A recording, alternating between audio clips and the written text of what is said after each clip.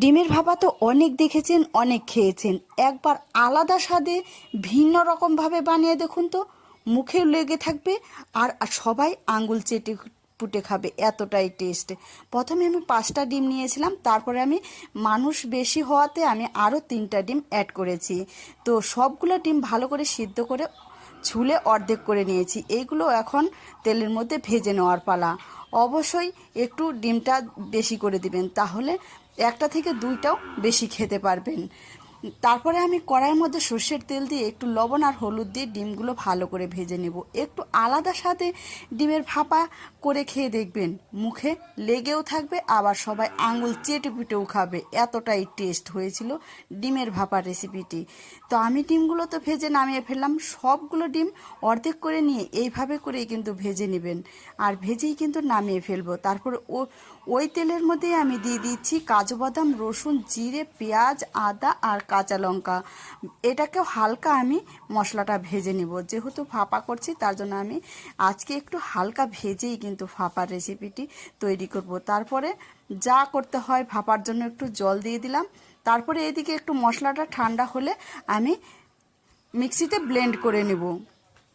আর এইভাবে করে একবার হলেও বানিয়ে দেখবেন, মুখে লেগে থাকবে। গোলমরিচ দিয়েছি আর অল্প টক দই দিয়েছি, দিয়ে মিক্সিতে ব্লেন্ড করে নিয়েছি। তারপরে আমি টিফিন বাটিতে একটু সর্ষের তেল মাখিয়ে তারপরে যে মিক্সিতে ব্লেন্ড করা মশলাগুলো আমি দিয়ে দিব। তারপরে অল্প আমি সর্ষে বাটা দিয়ে দিচ্ছি।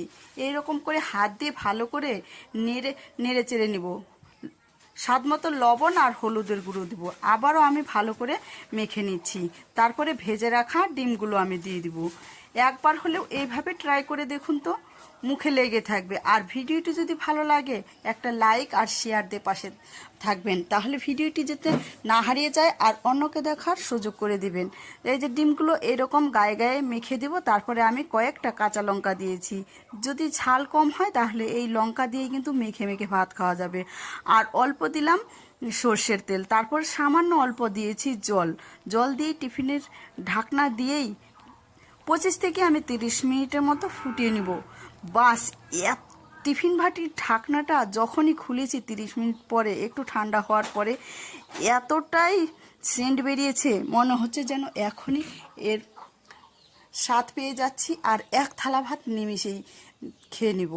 তো তারপরে আমি এখন ঠান্ডা হয়ে গেল 30 মিনিট পরে, তারপরে দেখুন ঢাকনাটা যেহেতু খুললাম, আর এতটাই সেন্ট বেরিয়েছিল বলে বোঝানো যাবে না। যদি রান্না না করেন বাড়িতে, তো অবশ্যই অনুরোধ রইল বাড়িতে একবার হলেও এইভাবে ভাপা রেসিপিটি তৈরি করার জন্য। আর